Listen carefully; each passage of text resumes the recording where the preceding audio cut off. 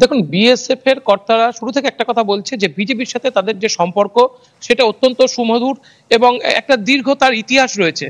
সমস্যার সূত্রপাত হয়েছে মূলত এই যে সংবাদ মাধ্যম তার যে তথ্য সন্ত্রাস ভারতীয় গণমাধ্যমের, এই ভারতীয় গণমাধ্যমের তথ্য সন্ত্রাসের জেরে গ্রামবাসীরা বিএসএফ এবং বিজেপির যে অভ্যন্তরীণ বোঝাপড়া তার মধ্যে ইন্টারফেয়ার শুরু করেছে। ফলে দুপারের গ্রামবাসীদের কাছেই কিন্তু, যেহেতু ভারতীয় গ্রামবাসীরা এগিয়ে আসছে, ফলে বাংলাদেশের গ্রামবাসীরা এগিয়ে আসছে, এটা কিন্তু দুই পারের সীমান্তরক্ষী বাহিনীর কাছে কার্যত একটা চ্যালেঞ্জিং পরিস্থিতি তৈরি করছে যে এর ফলে অনুপ্রবেশ না হয়, দুপারের জনগণের মধ্যে সংঘর্ষ তৈরি না হয়, ফলে তাদের কিন্তু সতর্ক অবস্থানে যেতে হচ্ছে এবং সে ক্ষেত্রেই কিন্তু বিএসএফ নিজের মতো করে বাংকার তৈরি করেছে।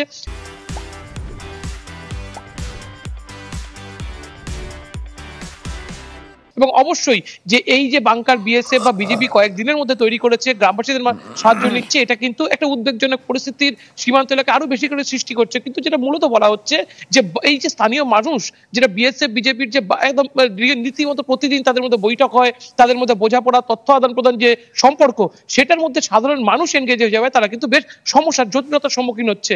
এবং এক্ষেত্রে কিন্তু গণমাধ্যমের ভূমিকায় অত্যন্ত আরো বেশি সচেতন প্রচারের তারা যে আবেদন বিএসএফ, সেটা কিন্তু তারা বারবার করছে যে গণমাধ্যমকে আরো বেশি সচেতন হতে হবে। যদি আপনি দেখেন যে এই মুহূর্তে আওয়ামী লীগের বেশ কিছু নেতা যারা এই মুহূর্তে পলাতক অবস্থায় রয়েছে, তারা কিন্তু ভারতীয় গণমাধ্যমে প্রকাশ্যে এসে বিদেশ থেকে তারা গণমাধ্যমে সাক্ষাৎকার দিচ্ছে, তারা লাইভ অনুষ্ঠানে আসছে।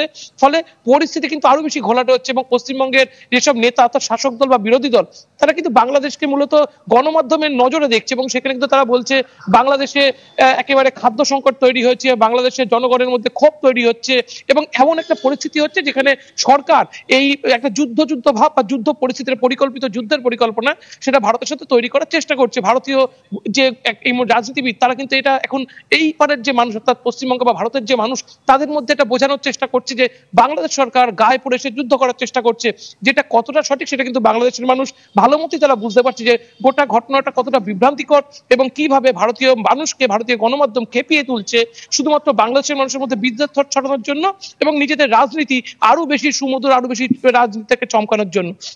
গোটা পরিস্থিতিটা কিন্তু মূলত গণমাধ্যম এবং রাজনীতিবিদরা তারা কিন্তু নিজেদের মতো করে সাজাচ্ছে এবং সেখানে সাধারণ মানুষকে এনগেজ করছে, যেখানে সীমান্তরক্ষী বাহিনী তারাও কিন্তু বেশ বিভ্রান্ত। তারা কিন্তু গণমাধ্যমকে যত বেশি সচেতন হতে বলুক, নেতাদের ক্ষেত্রে কিন্তু তাদের নির্দেশের ক্ষেত্রে তারা কিন্তু অনেক বেশি হাত পা বাঁধা তাদের। শুভজিৎ, আপনাকে অসংখ্য ধন্যবাদ আমাদের সাথে যোগ দেওয়ার জন্য। দর্শক, কলকাতা থেকে শুভজিৎ পুতুতুন্ড আমাদের সাথে যোগ দিয়েছিলেন।